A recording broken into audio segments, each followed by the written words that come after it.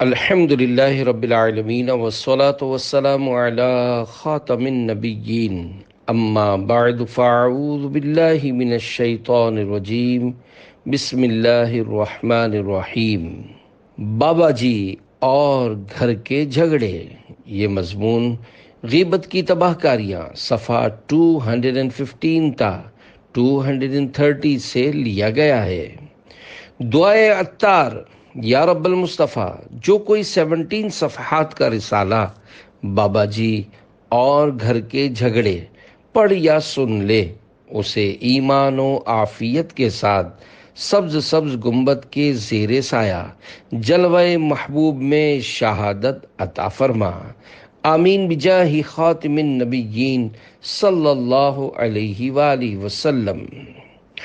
درود پاک کی فضیلت امیر المومنین حضرت مولا کائنات علی المرتضیٰ شیر خدا رضی اللہ عنہ فرماتے ہیں، جب کسی مسجد کے پاس سے گزرو تو رسول اکرم نور مجسم صلی اللہ علیہ وآلہ وسلم پر درود پاک پڑھو۔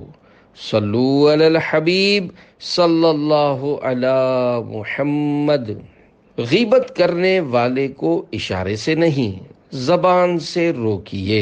حجت الاسلام حضرت امام محمد بن محمد غزالی رحمۃ اللہ علیہ کے فرمانے والا شان کا خلاصہ ہے، جہاں غیبت ہو رہی ہو اور یہ مروت میں نہیں بلکہ ڈر کے سبب زبان سے روک نہیں سکتا تو دل میں برا جانے تو اب اسے گناہ نہیں ہوگا۔ اگر وہاں سے اٹھ کر جا سکتا ہے یا گفتگو کا رخ بدل سکتا ہے مگر ایسا نہیں کرتا تو گناہ گار ہے۔ اگر زبان سے کہہ بھی دیتا ہے کہ خاموش ہو جاؤ مگر دل سے سننا چاہتا ہے تو یہ منافقت ہے، اور جب تک دل سے برا نہ جانے گناہ سے باہر نہ ہوگا۔ فقط ہاتھ یا اپنے ابرو یا پیشانی کے اشارے سے چپ کرانا کافی نہ ہوگا، کیونکہ یہ سستی ہے اور غیبت جیسے گناہ کو معمولی سمجھنے کی علامت ہے۔ اگر فساد کا اندیشہ نہ ہو تو غیبت کرنے والے کو سختی سے واضح الفاظ میں روکے۔ تاجدار مدینہ منورہ سلطان مکہ مکرمہ صلی اللہ علیہ وآلہ وسلم نے ارشاد فرمایا، جس شخص کے پاس کسی مومن کو ذلیل کیا جا رہا ہو اور وہ طاقت رکھنے کے باوجود اس کی مدد نہ کرے، اللہ پاک قیامت کے دن لوگوں کے سامنے اسے رسوا کرے گا۔ علماء کو عوام نہ ٹوکیں۔ اے عاشقان رسول، غیبت سے روکنے والے کے لیے اتنی معلومات ہونا ضروری ہے کہ وہ گناہوں بھری غیبت کی پہچان رکھتا ہو۔ نیز روکتے وقت اپنی بات کا وزن دیکھنا بھی بہت ضروری ہے، کہیں ایسا نہ ہو کہ آپ کسی کو منع کریں اور کوئی فتنہ کھڑا ہو جائے۔ یہ بات بھی ذہن میں رکھیے کہ بعض اوقات بالخصوص اہل علم حضرات کی کوئی بات سرسری طور پر سننے والے کو غیبت لگتی ہے، مگر در حقیقت وہ گناہوں بھری غیبت نہیں ہوتی، کیونکہ غیبت کی جائز صورتیں بھی موجود ہیں۔ محاورہ ہے، خطائے بزرگان گرفتن خطا است، یعنی بزرگوں پر اعتراض کرنا ان کی خطا پکڑنا خود خطا ہے۔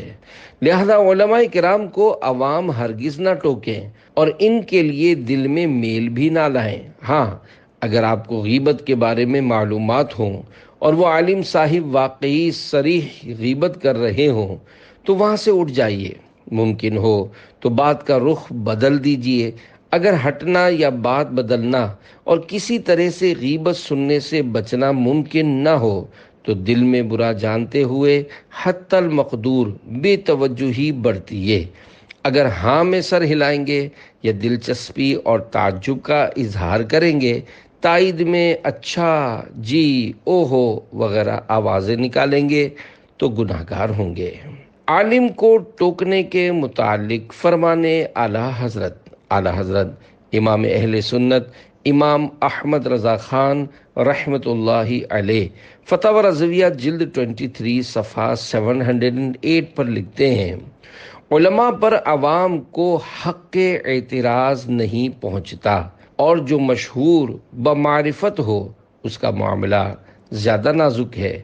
ہر عامی مسلمان کے لیے حکم ہے کہ اس کے یعنی اس عام مسلمان کے بھی ہر قول و فعل کے لیے 70 محمل حسن یعنی اچھے احتمالات اور جائز تعویلات تلاش کرو۔ ان عوام پر بھی بدگمانی مت کرو، نہ کہ علماء و مشائخ جن پر اعتراض کا عوام کو کوئی حق ہی حاصل نہیں۔ یہاں تک کہ کتب دینیہ میں تصریح یعنی صاف لکھا ہے، اگر صراحتاً نماز کا وقت جا رہا ہے اور عالم نہیں اٹھتا تو جاہل کا یہ کہنا گستاخی ہے کہ نماز کو چلیے۔ وہ یعنی عالم اس یعنی غیر عالم کے لیے ہادی یعنی رہنما بنایا گیا ہے، نہ کہ یہ جاہل اس عالم کے لیے۔ واللہ تعالی عالم۔ سنو نہ فحش کلامی نہ غیبت و چغلی، تیری پسند کی باتیں فقط سنا یا رب، کریں نہ تنگ خیالات بد کبھی کر دے، شعور و فکر کو پاکیزگی عطا یا رب۔ صلو علی الحبیب صلی اللہ علی محمد۔ جس کو سلامتی کی دعا دی اسی کی غیبت، کسی کو سلام کر کے جان و مال اور عزت و آبرو وغیرہ کی سلامتی کی دعا دی اور پھر جو ہی وہاں سے ہٹے معاذ اللہ اسی کی عزت اچھالنی یعنی غیبت کرنی شروع کر دی، یہ کیسا عجیب معاملہ ہے۔ جی ہاں، السلام علیکم کے معنی ہے تم پر سلامتی ہو، لگے ہاتھوں سلام کی نیت بھی ملاحظہ فرما لیجئے۔ چنانچہ عاشقان رسول کی مدنی تحریک دعوت اسلامی کے مکتبۃ المدینہ کی کتاب بحر شریعت حصہ 16 صفحہ 102 پر لکھے ہوئے جزیے کا خلاصہ ہے، سلام کرتے وقت دل میں یہ نیت ہو کہ جس کو سلام کرنے لگا ہوں اس کا مال اور عزت و آبرو سب کچھ میری حفاظت میں ہے اور میں ان میں سے کسی چیز میں دخل اندازی کرنا حرام جانتا ہوں۔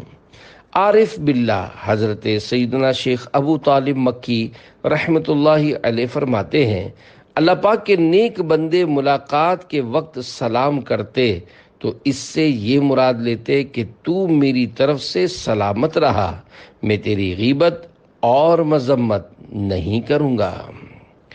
کروں کسی کی بھی غیبت نہ میں کبھی یا رب، خدائے پاک کرم از پے نبی یا رب، معاف کر دے گناہ تو میرے سبھی یا رب، طفیل حضرت شیر خدا علی یا رب۔ صلو علی الحبیب صلی اللہ علی محمد۔ توبو الی اللہ استغفر اللہ۔ صلو علی الحبیب صلی اللہ علی محمد۔ خوفناک حادثہ ہوتے ہوتے رہ گیا۔ غیبت کرنے سننے کی عادت نکالنے، نمازوں اور سنتوں کی عادت ڈالنے کے لیے دعوت اسلامی کے دینی ماحول سے ہر دم وابستہ رہیے۔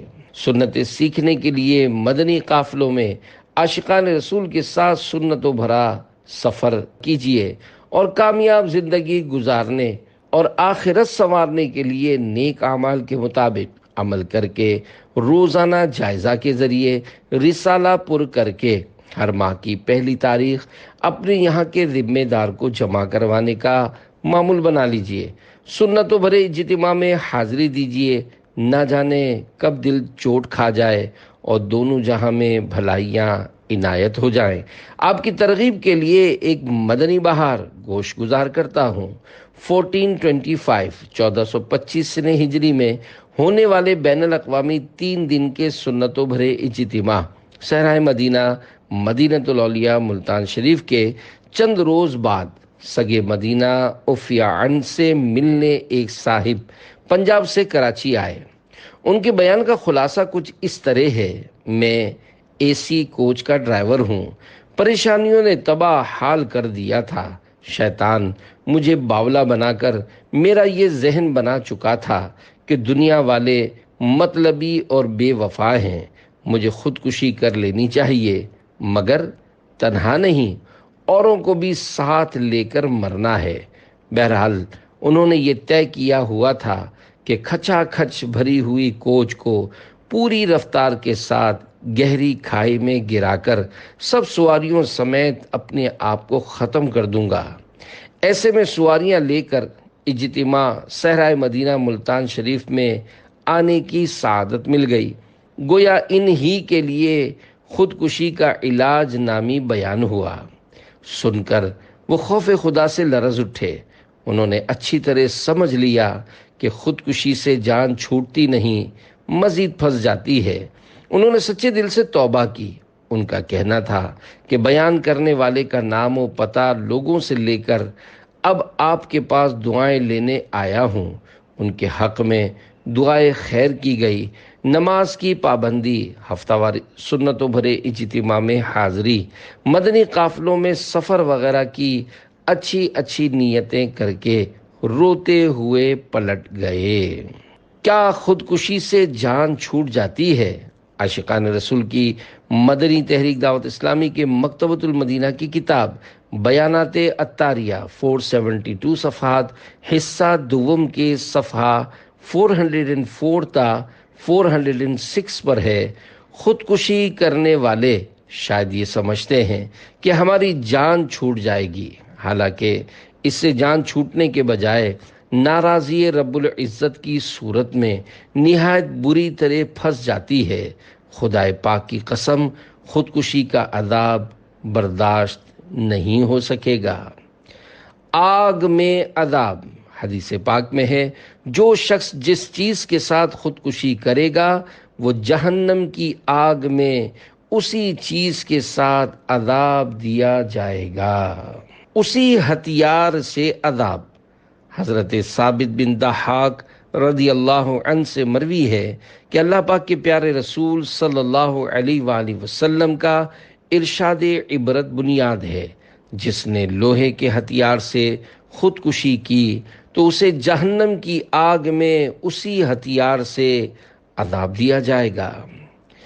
گلا گھونٹنے کا عذاب، حضرت ابو ہریرہ رضی اللہ عنہ سے مروی ہے، رسول کریم صلی اللہ علیہ وآلہ وسلم کا فرمان عبرت نشان ہے، جس نے اپنا گلا گھونٹا تو وہ جہنم کی آگ میں اپنا گلا گھونٹتا رہے گا، اور جس نے خود کو نیزہ مارا وہ جہنم کی آگ میں خود کو نیزہ مارتا رہے گا۔ اے عاشقان رسول، خودکشی کا علاج نامی بیان مکتبۃ المدینہ سے حاصل کیجیے اور سب گھر والوں کو سنائیے، اور خصوصاً پریشان حالوں کو سننے کے لیے پیش کیجیے۔ الحمدللہ اسی بیان کو حسب ضرورت ترمیم کے ساتھ بنام خودکشی کا علاج رسالے کی صورت میں بھی پرنٹ کیا گیا ہے۔ اپنے عزیزوں کے ایصال ثواب کے لیے دعوت اسلامی کے مکتبۃ المدینہ سے زیادہ خرید کر غم کے ماروں، دکھیاروں اور بیماروں بلکہ عام مسلمانوں میں تقسیم کیجیے۔ اگر پڑھ کر کوئی ایک بھی مسلمان خودکشی کے ارادے سے باز آ گیا تو انشاءاللہ الکریم آپ کا بھی بیڑا پار ہوگا۔ قبر میں شکل تیری بگڑ جائے گی، پیپ میں لاش تیری لتھڑ جائے گی، بال جھڑ جائیں گے کھال ادھڑ جائے گی، کیڑے پڑ جائیں گے ناش سڑ جائے گی۔ مت گناہوں پہ ہو بھائی بے باک تو، بھول مت یہ حقیقت کے ہے خاک تو، تھام لے دامن شاہ لولاک تو، سچی توبہ سے ہو جائے گا پاک تو۔ صلو علی الحبیب صلی اللہ علی محمد، توبو الی اللہ استغفر اللہ، صلو علی الحبیب صلی اللہ علی محمد۔ گھر جا کر نیکی کی دعوت دیتے۔ حضرت عبدالعزیز درینی رحمۃ اللہ علیہ کو جب معلوم ہوتا کہ کسی شخص نے ان کی غیبت کی ہے تو آپ رحمۃ اللہ علیہ فہمائش یعنی سمجھانے کے لیے اس کے گھر تشریف لے جاتے اور فرماتے، اے بھائی آپ کو کیا ہو گیا کہ آپ نے عبدالعزیز کے گناہ اٹھا لیے؟ گناہ اٹھا لیے کی وضاحت۔ اے عاشقان رسول، اس حکایت سے پتہ چلا کہ ہمارے اسلاف اپنی غیبت کا سن کر دھواں پھواں ہو کر آستینے چڑھا کر غیبت کرنے والے پر چڑھ دوڑنے کے بجائے اگر جانا پڑتا تو اس کے گھر جا کر بھی اس کو نیکی کی دعوت پہنچاتے اور اس کے دل کو چوٹ لگانے والے کلمات ارشاد فرماتے۔ اس حکایت میں گناہ اٹھا لیے جو کہا گیا، اس سے مراد یہ ہے کہ اگر بغیر توبہ اور مغتاب یعنی جس کی غیبت کی اس سے بے معاف کروائے مرا تو جس کی غیبت کی ہے اس کو اپنی نیکیاں دینی پڑیں گی۔ اگر نیکیاں نہ ہوئیں یا کم پڑ گئیں تو اس کے گناہ اپنے سر اٹھانے پڑیں گے۔ آہ، غیبت کا معاملہ بے حد نازک ہے۔ توبہ توبہ، ہماری کروڑوں بار توبہ۔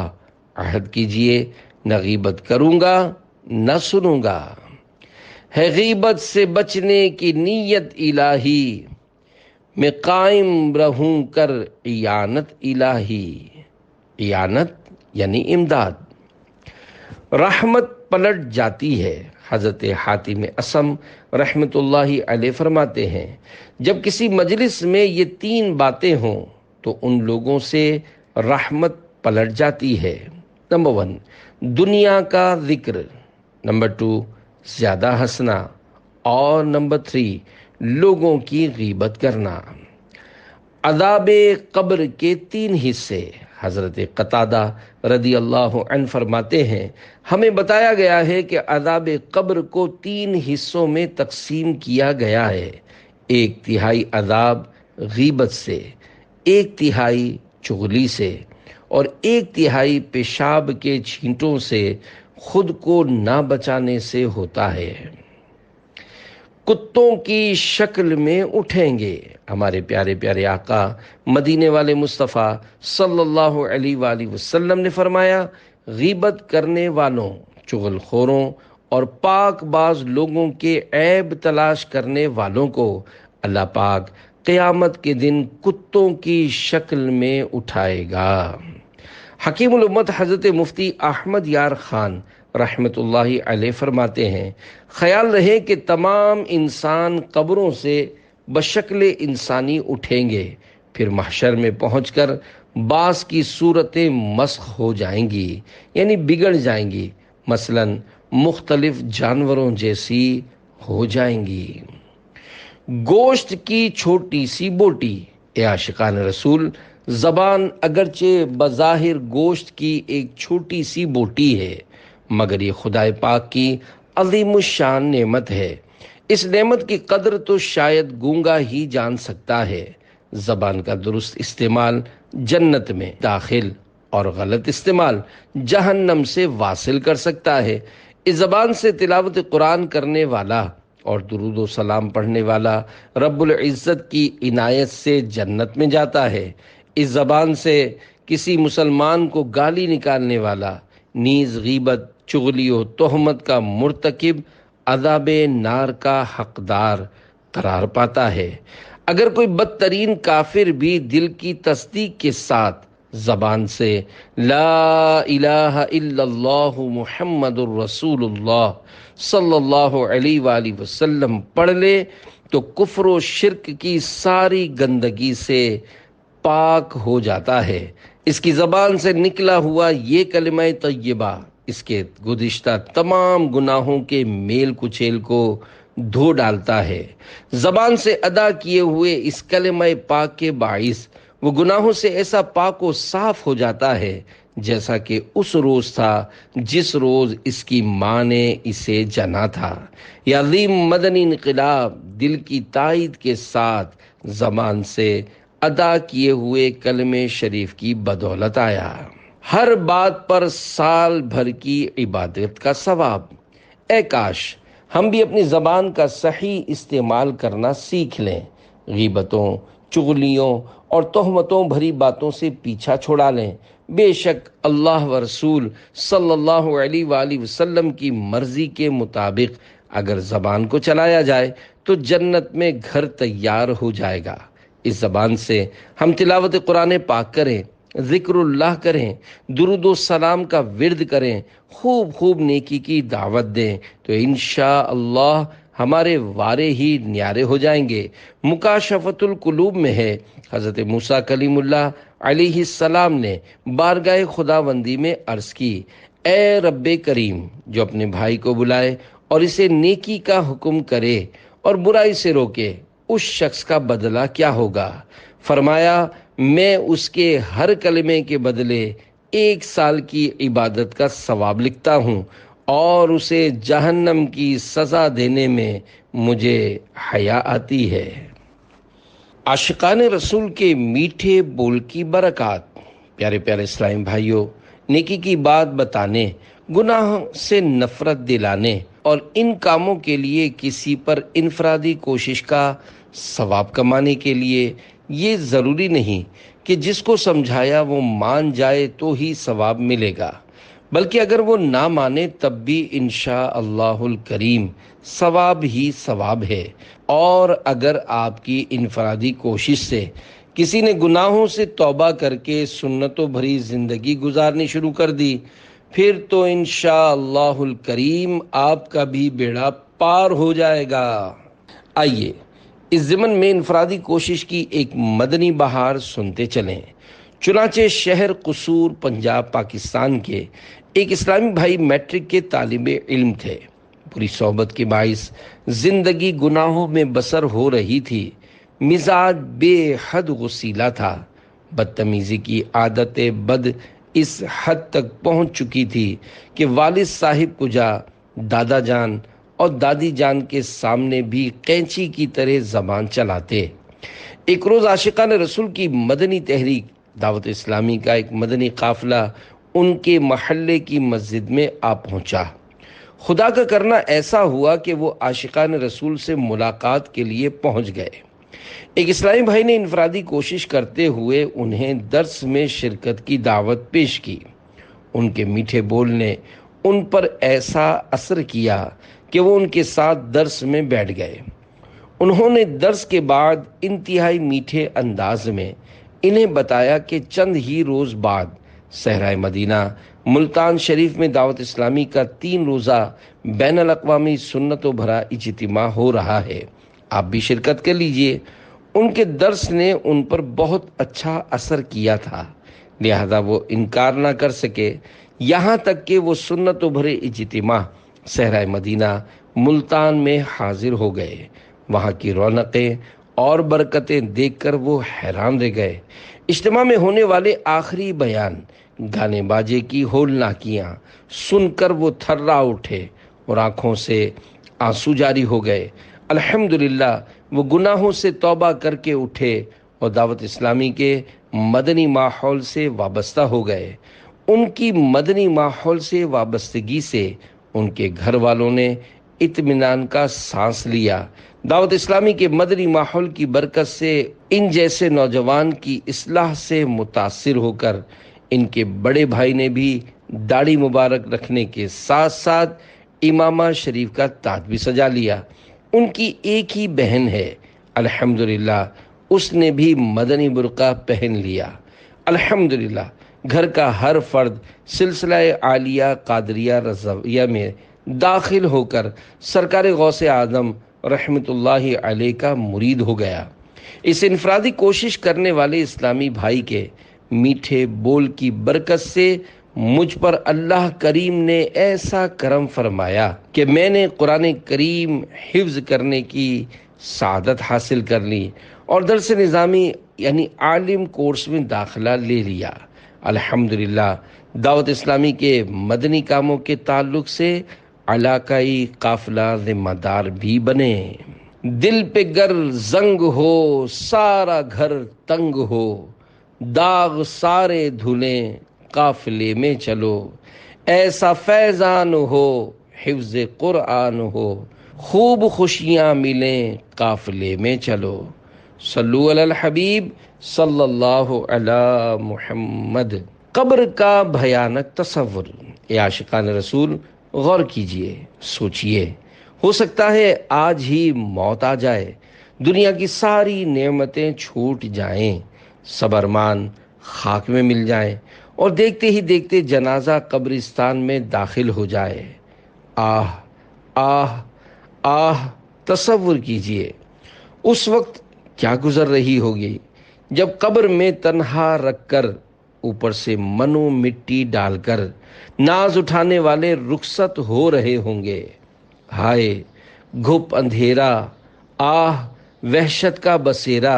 ایسے میں اگر غیبتوں، چغلیوں، عیب دریوں، تہمتوں اور بدگمانیوں وغیرہ وغیرہ گناہوں کے سبب اندھیری قبر میں خوفناک مار پیٹ شروع ہو گئی، بھیانک آگ سلگا دی گئی، طرح طرح کے زہریلے سانپ، بچھو کفن پھاڑ کر نازک بدن سے لپٹ گئے تو کیا بنے گا؟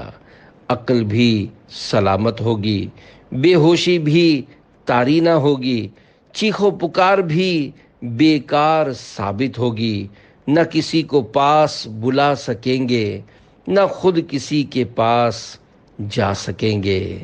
ہائے میرے اللہ! گھپ اندھیرا ہی کیا وحشت کا بسیرا ہوگا، قبر میں کیسے اکیلا میں رہوں گا یا رب، گر کفن پھاڑ کے سانپوں نے جمایا قبضہ، ہائے بربادی کہاں جا کے چھپوں گا یا رب، ڈنک مچھر کا سہا جاتا نہیں، کیسے میں پھر قبر میں بچھو کے ڈنک آہ سہوں گا یا رب، گر تو ناراض ہوا میری ہلاکت ہوگی، ہائے میں نارے جہنم میں جلوں گا یا رب، عفو کر اور صدا کے لیے راضی ہو جا، گر کرم کر دے تو جنت میں رہوں گا یا رب۔ بھابھی نے جادو کروا دیا ہے۔ اے عاشقان رسول، گھر میں بیماری، پریشانی یا بے روزگاری ہو تو آج کل اکثر وسوسہ آتا ہے کہ شاید کسی نے جادو کروا دیا ہے، لہذا بابا جی تعویذ دھاگا دینے والے سے رابطہ کیا جاتا ہے۔ بالفرض بابا جی بتا دیں کہ تمہارے قریبی رشتہ دار نے جادو کروایا ہے تو عموماً بہو یا بھابھی کی شامت آ جاتی ہے۔ بعض اوقات بابا جی جادو کرنے والے یا والی کے نام کا پہلا حرف بلکہ نام ہی بتا دیتے ہیں۔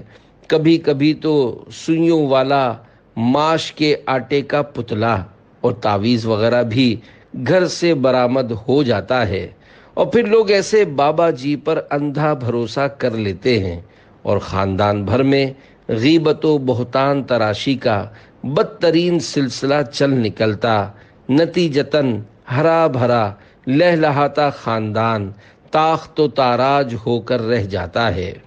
یاد رکھیے، بلا ثبوت شرعی صرف عاملوں اور باباؤں کے کہنے پر اگر آپ نے کسی سے کہا مثلاً ہماری بھابھی جادو کرواتی ہے، تو یہ بہتان، گناہ کبیرہ، حرام اور جہنم میں لے جانے والا کام ہے۔ اور اگر کسی نے چھپ کر واقعی جادو کروا بھی دیا ہو اور آپ کو یقینی طور پر پتہ چل گیا ہو، تب بھی اس مخصوص فرد کا جادو کے حوالے سے بلا مصلحت شرعی کسی سے تذکرہ کرنا غیبت ہے۔ خیال رہے، عاملوں یا باباؤں کا بتانا شرعی ثبوت نہیں کہلاتا۔ اگر گھر سے سوئیوں والا پتلا برآمد ہو جائے تو وسوسہ، بابا جی نے نام اور سوئیوں والے پتلے کی نشاندہی کر دی، پھر بھی یہ شرعی ثبوت کیوں نہیں؟ کیا بابا جی جھوٹے ہیں؟ وسوسے کا علاج دیکھیے، کسی بات کو دلیل شرعی نہ ماننا اور ہے، اور جس کی دلیل نہ مانی گئی اسے جھوٹا سمجھنا اور ہے۔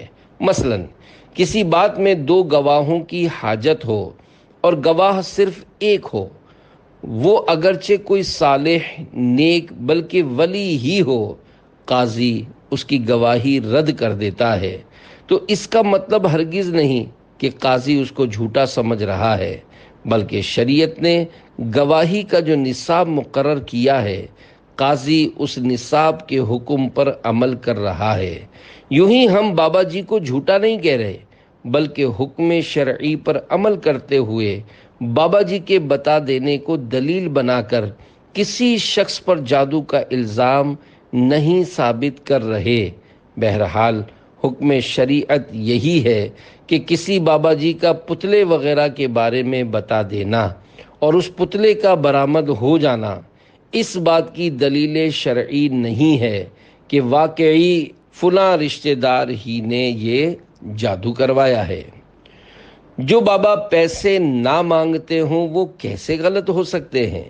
وسوسہ: جو بابا جی تعویذات وغیرہ کے پیسے نہیں مانگتے وہ کس طرح غلط ہو سکتے ہیں؟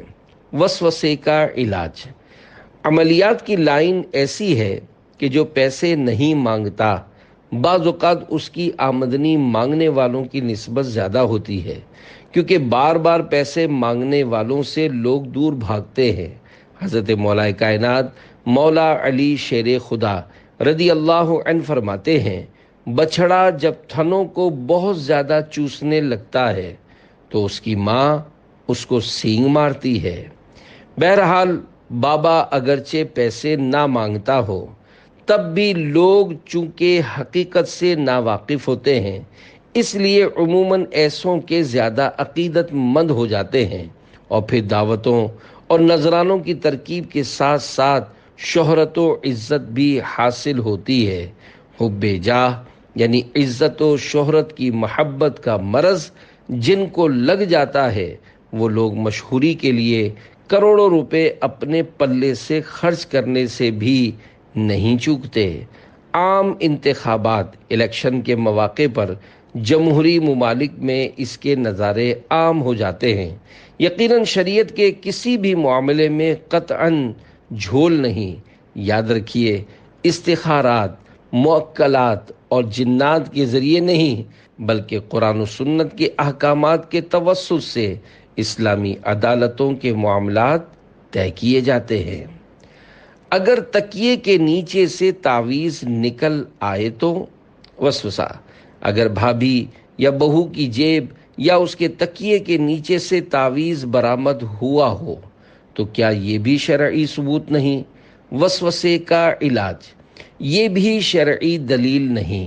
جو تعویذ برآمد ہوا اسے جادو قرار دینے کے لیے بھی تو کوئی معقول دلیل ہونی چاہیے۔ اپنے علاج یا کسی نجی مقصد کے لیے بھی تو وہ تعویذ استعمال کر سکتی ہے۔ بالفرض وہ جادو ہی کا تعویذ ثابت ہو جائے تب بھی اس کا کیا ثبوت ہے کہ آپ کو نقصان پہنچانے ہی کے لیے وہ لائی تھی؟ یہ شیطانی حرکت بھی ہو سکتی ہے کہ کوئی شریر جن گھر میں فساد کروانے کے لیے تکیے کے نیچے یا جیب میں تعویذ ڈال دے۔ منہ کی بدبو کے باوجود شرابی نہ کہا جائے۔ امام محمد بن محمد غزالی رحمۃ اللہ علیہ کے فرمان کا خلاصہ ہے، کسی شخص کے منہ سے شراب کی بو آتی ہو اس بنا پر اس پر حد لگانی جائز نہیں، کیونکہ ہو سکتا ہے اس نے شراب سے کلی کی ہو، خود نہ پی ہو، کسی نے زبردستی پینے پر مجبور کر دیا ہو، لہذا اس مسلمان پر صرف منہ کی بدبو کے سبب بدگمانی نہ کی جائے، یعنی اس کو شرابی قرار نہ دیا جائے۔ شرعی ثبوت کسے کہتے ہیں؟ شرعی ثبوت کی یہاں صورت یہ ہے کہ یا تو جس پر الزام ہے وہ خود بہوش و حواس اقرار کرے کہ میں نے جادو کروایا ہے۔ اگر وہ انکار کرے تو دو مرد مسلمان یا ایک مسلمان مرد اور دو مسلمان عورتیں گواہی دیں کہ ہم نے اس کو جادو کرتے ہوئے اپنی آنکھوں سے دیکھا ہے۔ اگر مذکورہ شرعی گواہ نہیں لا سکتے تو جس پر الزام ہے اگر وہ قسم کھا لے کہ میں نے جادو نہیں کروایا تو اس کو سچا ماننا ضروری ہے۔ تو نے چوری کی، دیکھیے شیطان کے اکسانے پر بہو وغیرہ پر جادو کا الزام لگانے اور پوچھ گچھ کے دوران اس کے انکار پر ہرگز یہ بات زبان پر نہ لائیے کہ یہ پھنس گئی تو اب اس نے انکار کرنا ہی ہے، اور آدمی عزت بچانے کے لیے تو جھوٹی قسم بھی کھا لیتا ہے، اس لیے یہ بھی جھوٹی قسم کھا رہی ہے۔ خدارا ایک مسلمان کی عزت کی اہمیت کو سمجھنے کی کوشش کیجیے۔ آپ کی عبرت کے لیے ایک ایمان افروز حدیث شریف عرض کرتا ہوں، چنانچہ حضرت ابو ہریرہ رضی اللہ عنہ فرماتے ہیں، اللہ پاک کی عطا سے غیب کی خبر دینے والے پیارے پیارے مصطفیٰ صلی اللہ علیہ وآلہ وسلم کا فرمان عالی شان ہے۔ حضرت عیسیٰ ابن مریم نے ایک شخص کو چوری کرتے دیکھا تو اس سے فرمایا، تو نے چوری کی؟ وہ بولا، ہرگز نہیں، اس کی قسم جس کے سوا کوئی معبود نہیں۔ تو حضرت عیسیٰ نے فرمایا، میں اللہ پر ایمان لایا اور میں نے اپنے آپ کو جھٹلایا کہ میری آنکھوں نے دیکھنے میں غلطی کی۔ اللہ اکبر! دیکھا آپ نے، حضرت سیدنا عیسیٰ روح اللہ علیہ السلام نے قسم کھا لینے والے کے ساتھ کتنا عظیم برتاؤ کیا۔ حضرت مفتی احمد یار خان رحمت اللہ علیہ اس قسم کھانے والے کو چھوڑ دینے کے متعلق حضرت عیسیٰ روح اللہ علیہ السلام کے جذبات کی عکاسی کرتے ہوئے تحریر فرماتے ہیں، یعنی اس قسم کی وجہ سے تجھے سچا سمجھتا ہوں کہ مومن بندہ اللہ پاک کی جھوٹی قسم نہیں کھا سکتا، کیونکہ اس کے دل میں اللہ کے نام کی تعظیم ہوتی ہے۔ اپنے متعلق غلط فہمی کا خیال کر لیتا ہوں کہ میری آنکھوں نے دیکھنے میں غلطی کی۔ اللہ رب العزت کی ان پر رحمت ہو اور ان کے صدقے ہماری مغفرت ہو، آمین بجاہ النبی الامین صلی اللہ علیہ وآلہ وسلم۔ توبہ اور معافی کا طریقہ۔ امید ہے مسئلہ سمجھ میں آ گیا ہوگا۔ ایسے مواقع پر صبر کرنا چاہیے، ورنہ بدگمانیوں، غیبتوں اور تہمتوں وغیرہ گناہوں سے بچنا دشوار ہو جاتا ہے۔ اب اگر کسی نے اس طرح کی خطا کی ہے اور بغیر ثبوت شرعی جادو کا الزام لگا بیٹھا ہے تو وہ اللہ پاک کی بارگاہ بے کس پناہ میں گڑ گڑا کر توبہ کرے اور توبہ کے تقاضے بھی پورے کرے، نیز جس پر الزام لگایا مثلا بھابھی یا بہو وغیرہ تو ان سے معاف بھی کروائے۔ رسمی طور پر صرف سوری کہہ دینا کافی نہیں، بلکہ جس دھڑلے یعنی بے باکی اور دھوم دھڑکے سے اس کی بدنامی اور دل آزاری کی ہے، اسی کی مناسبت سے خوب عاجزی کر کے، گڑ گڑا کر اور ہاتھ جوڑ کر اس سے اس قدر معافی مانگے کہ اس کا دل مطمئن ہو جائے اور وہ معاف کر دے۔ نیز جن جن کو یہ بات بتائی ہو ان کے سامنے بھی کہنا پڑے گا کہ میں نے جھوٹا الزام لگایا تھا۔ واقعی یہاں نفس معافی مانگنے سے انکار ہی کرے گا۔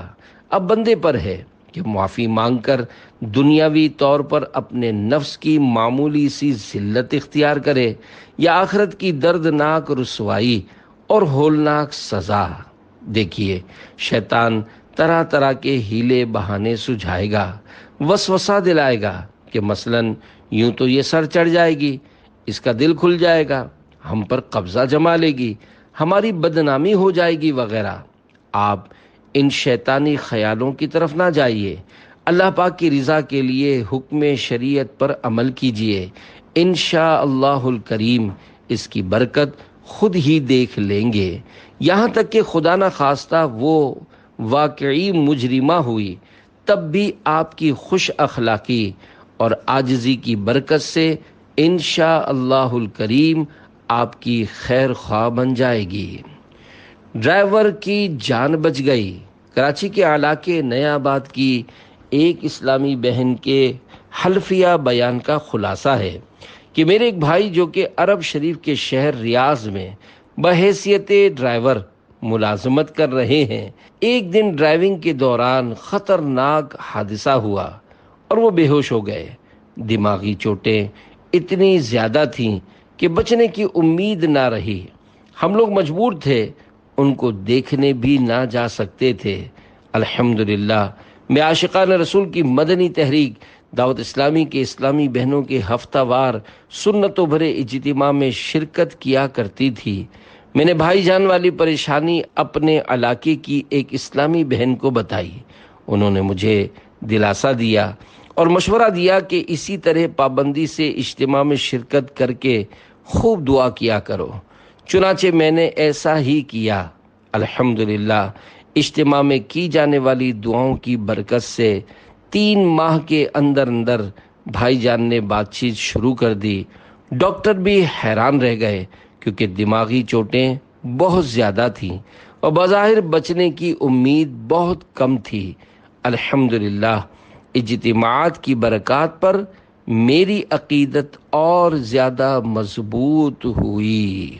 اے اسلامی بہنوں، کبھی چھوڑنا مت، مصائب کو دے گا بھگا مدنی ماحول، تو پردے کے ساتھ اجتماعات میں آ، تیری دے گا بگڑی بنا مدنی ماحول۔ صلو علی الحبیب صلی اللہ علی محمد۔ فرمانے امیر اہل سنت دامت برکاتہم العالیہ، تسخیر قلوب یعنی دلوں کو قابو کرنے کا بڑا وظیفہ چہرے پر مسکراہٹ رکھنا ہے، مگر سنت کی نیت سے مسکرائیے اور نیکی کی دعوت کی خاطر لوگوں کو قریب کیجیے۔